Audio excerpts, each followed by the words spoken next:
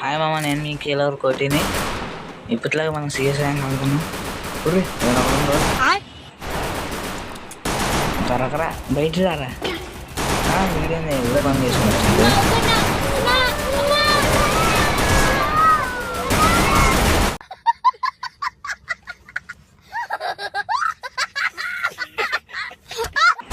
ఓడి అమ్మ జ్వరంతో చచ్చిపోయానే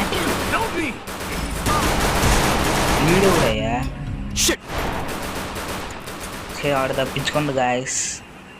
ఇంకోటి మన వాళ్ళు నాకు చేసింది, ఇంకిద్దరు ఉన్నారు. ఇద్దరు ఒకనన్నా కొడదాం.